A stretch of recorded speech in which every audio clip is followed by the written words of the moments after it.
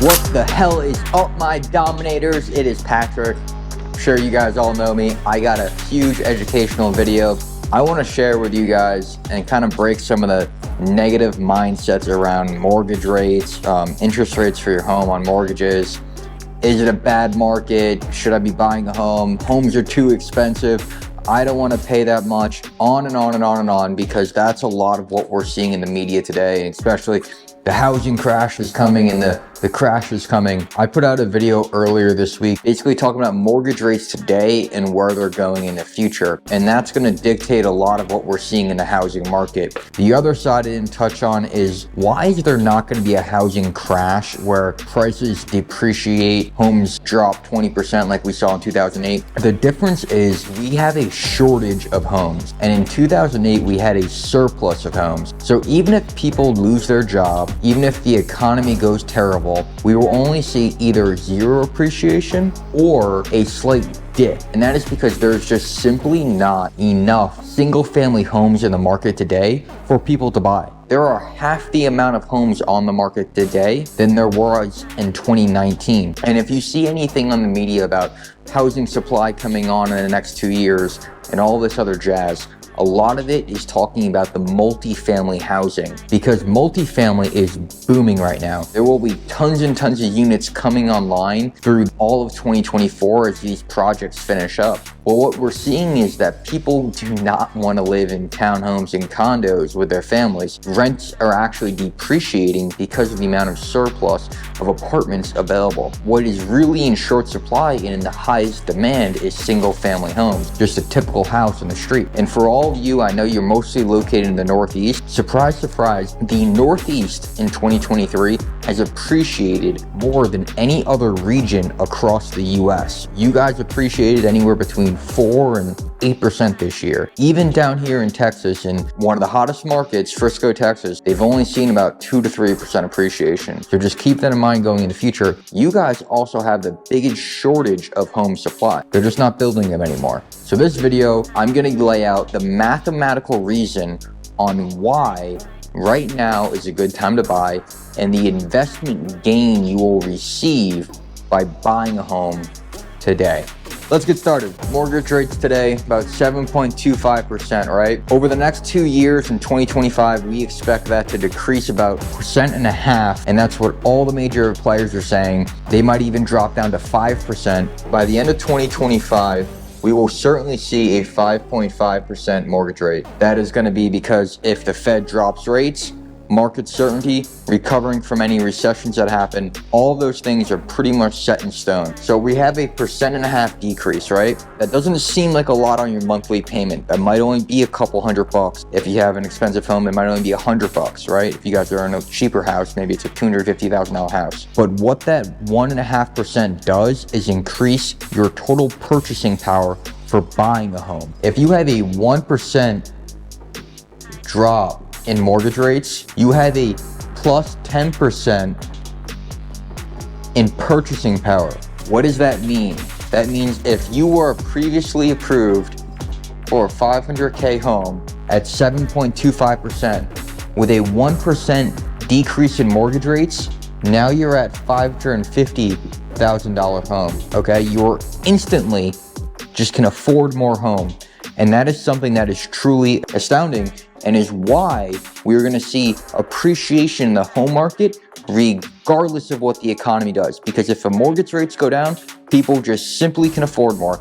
And it is time and time proven in any single recession, except for 2008, which is a great recession and an anomaly, people get paid the same amount of money in a recession. Labor does not go down.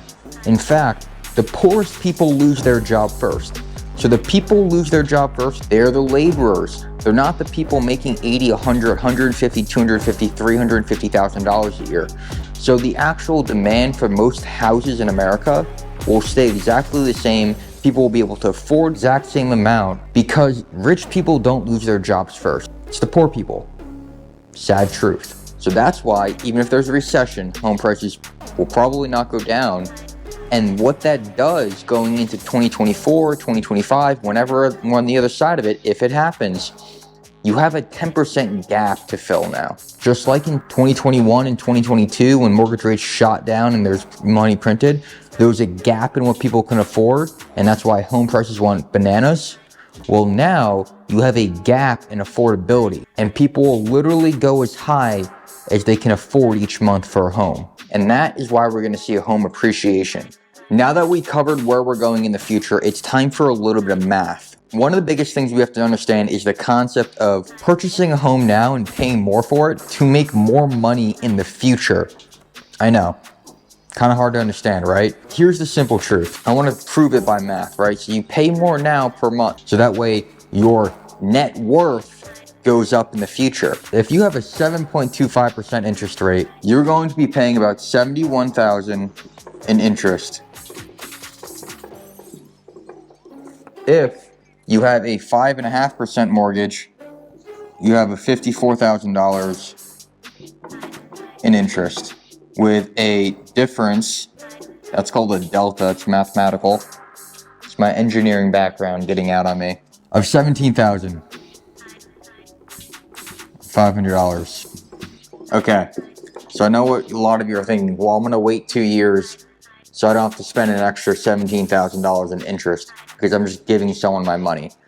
But remember what we just said, right? Homes are gonna appreciate at least 10% over the next 2 years, probably 3 to 5% in 2024, and then 4 to 8% in 2025 as the economy gets rocking and rolling, prices go up, and the affordability goes up because interest rates go down. Basically, if you have a $500,000 loan, you can, with a 20% down, you're gonna be able to afford a $625K home. If we get a 10% appreciation, your home's now gonna be worth $687,500. That is a $62,000 gain in equity. Because you purchased today, you made $62,500 by just waiting 2 years. What was the cost of that $62,000? You paid $17,500 to make $62,500. Not a bad return on investment. So that's an amazingly powerful future. That's something that you guys really have to understand if you're hesitant to buy a house today and you can afford it, is that, and also why you should be pushing to buy a house today, because you're gonna see amazing appreciation over the next 2 to 3 years. You're gonna net $45,000 after interest. Now here's the other thing. This $17,000, because it's interest, you don't pay taxes on that money. So any money that goes to interest on your mortgage payments, you don't pay taxes on it. So you're really paying, because Uncle Sam's gonna take his money no matter what, you're really only paying $11,000 for the $62,000 in return. That's the amount of money you would have if you had to pay taxes on it. So just keep that in mind. That's very, very powerful. So now you're netting $50,000. Crazy, right? And then what do you do at this 2-year point? Because you don't want to continue to pay that interest rate. You want the 5.5% interest rate. So at the end of 2025, what you would do is you refinance it. And refinancing definitely has a cost associated with it because you have to rewrite the entire loan. However, it's much cheaper than going with a loan originally. You may pay 1% to refinance it. So what does that mean? You're gonna pay $8,000 to $10,000 to refi. And when you refinance, you keep your money, you keep your equity, and you get your better rate, dropping your mortgage payment by $200 to $300, $400 every single month, depending on the cost of your home. That's what I got for you guys. That's what I wanted to touch on, is that you always hear the saying, when's the best time to plant a tree? And the idea here is that it's yesterday, and the second best time is today. If you want to buy a home, you want to buy investment property, whatever it is, you want to build a home, God bless you. Definitely help out with that. from an advice standpoint. You are literally leaving money on the table by not going forward with it. The only time it was bad to buy a home is the 6 months before the Great Depression and the 6 months to a year before the Great Recession. Even at that, if you didn't sell your home over the course of the last 12 years, if you bought it in, say, the top of the market in 2008, and not only were you at the top of the market, you bought it in one of the most appreciated, highest market that was overappreciated, guess what? If you waited today, you wouldn't have lost any money. You would have lost all the appreciation, because real estate is always going up.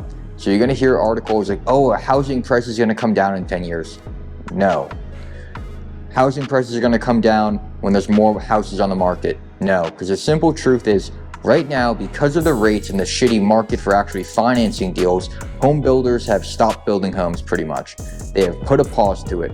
So what does that mean? That means there are no new constructions for the next year to 2 years, or very little, creating the surplus shortage that we are seeing indefinitely. Guys, I hope you enjoyed this message. Please reach out. Happy to hop on a phone call to maybe explain this earlier.